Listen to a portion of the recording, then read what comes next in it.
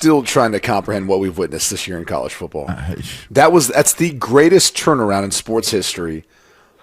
Congrats to the Hoosiers. Congrats to Curt Cignetti. Congrats. Fernando Mendoza. The entire team. My boy Pat Coons coaches the D-line for them. All of them. It's incredible to look at the way. By the way, they've win in dominant fashion. Like you tell me, at what point did you think Miami actually had a chance in that game? Indiana controlled that wire to wire.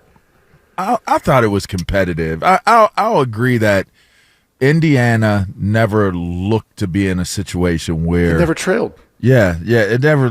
But it was competitive though, especially when they ran for that touchdown. When he ran for that long one, I was like, maybe they might have grabbed the momentum. I thought that there might be. So there was the false start on Indiana where they had to settle for the field goal on their final drive, but then or second to last drive because they took the knees. But then when there was the roughing the passer, I'm like, oh, the team doesn't make a lot of mistakes. Those are two mental errors.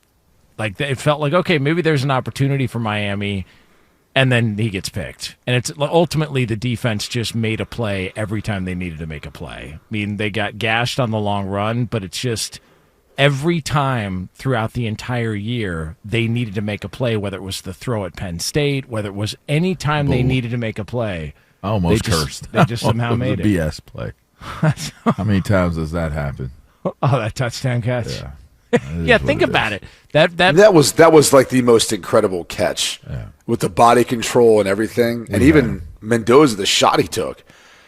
You know, he took a shot after he threw that ball.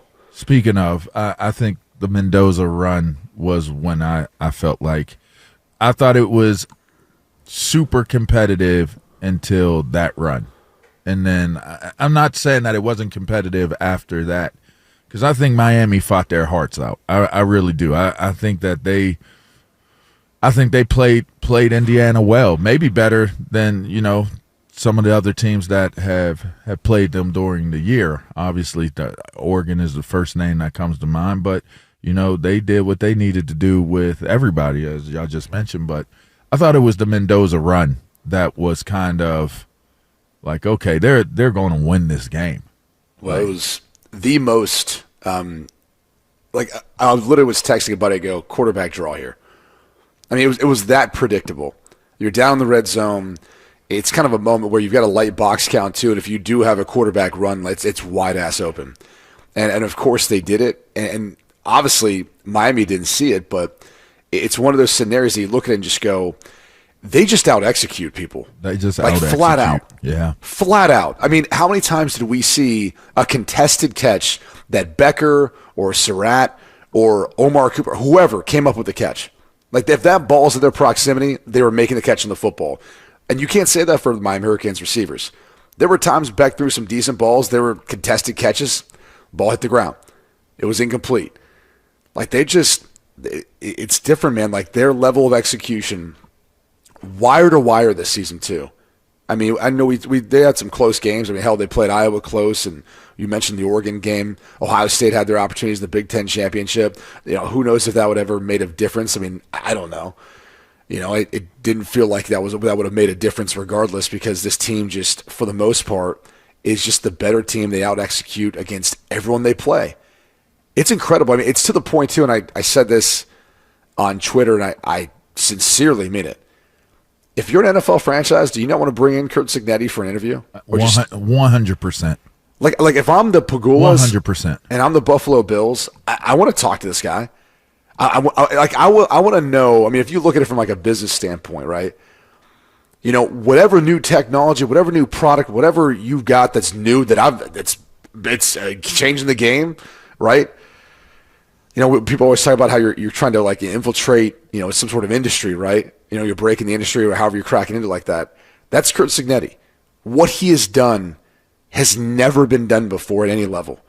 And I don't care what opening there is at the NFL level, I'd want to interview him. I'd say, hey, you've won it now. At least come up and talk to us. Like, say no to me.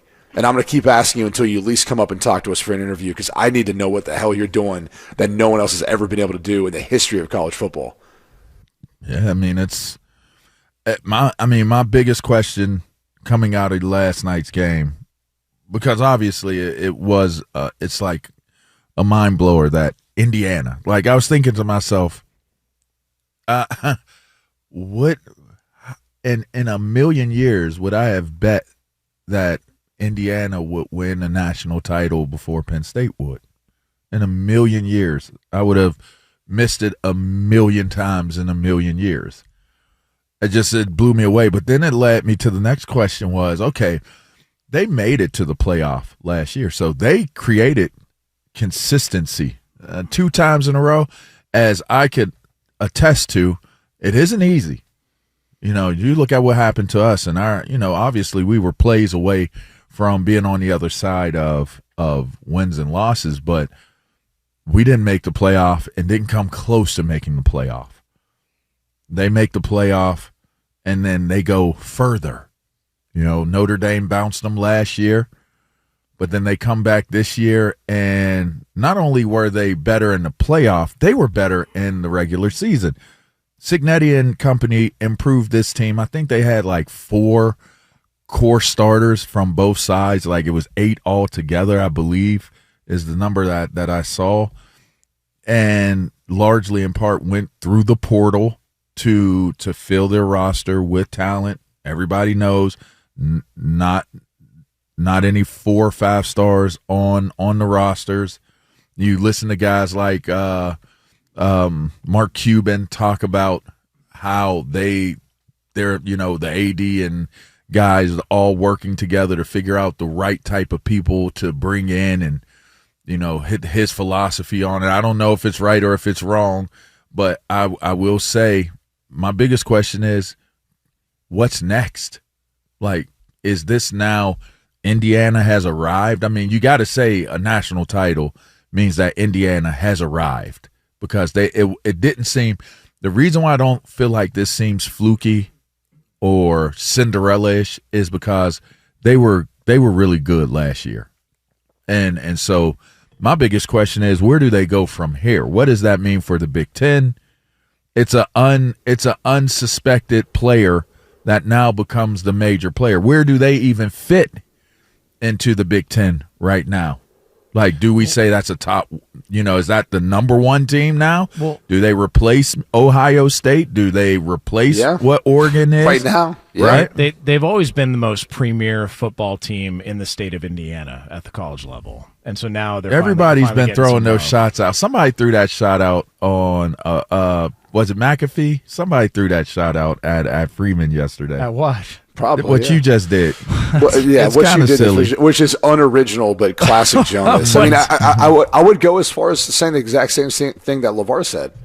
How many blue blood programs are sitting there saying, like, Indiana, like before we did, and we've been trying to do this for a while. It's why I keep going back to you got to bring him in and interview him.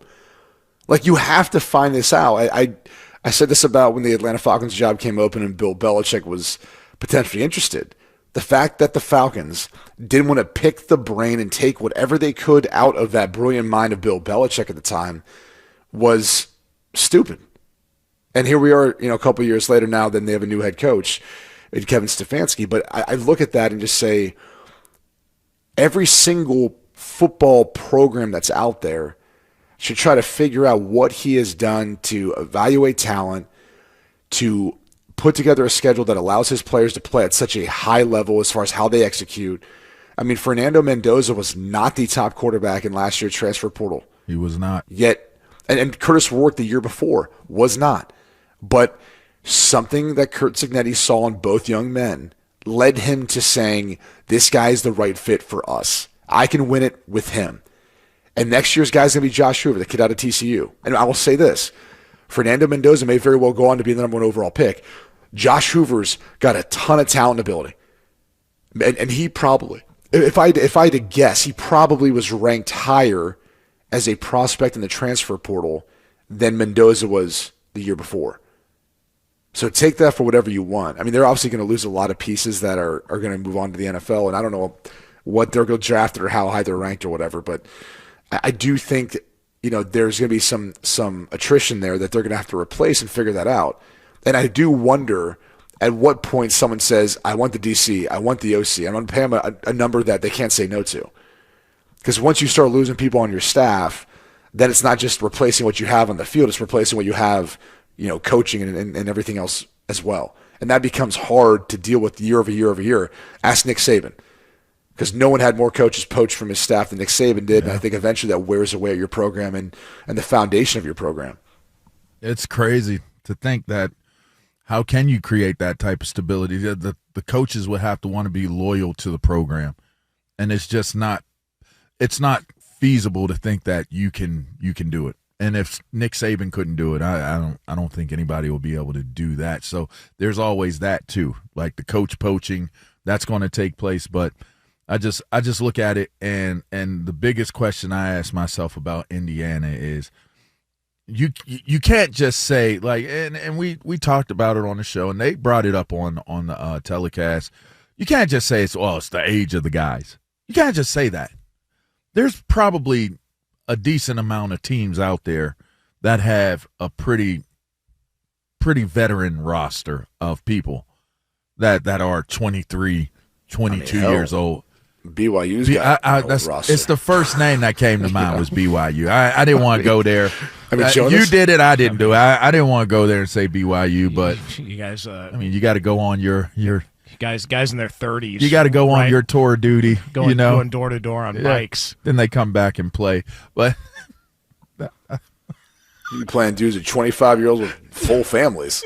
Trust me, I played BYU enough when I was in college to know. I was like, dang, that guy sounds like a dad. He's like, I am. I was like, oh, okay. That doesn't get you to where Indiana is. Got that dad strength. That doesn't get you there. And now, here's what's crazy. Making big life decisions. Indiana is now a destinational place to go play. Indiana. What, Bloomington? What is it? Where are they at? Yeah, Bloomington. But by the way, if that's the case, it's not easy to get to because it's an hour from Indy, hour south. But it's an incredible campus. I mean, anyone who's been there knows it's a beautiful campus. It's a great school. Like if Indiana ever needed, if they had a football program to match with what they offer as a student, it's going to be really easy to recruit there. Well, I'll tell you what. Because it's an awesome school.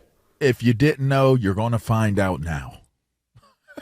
If Bloomington is a awesome campus, I would have never known, but I will now, just like a lot of people will, because now it becomes a destinational place.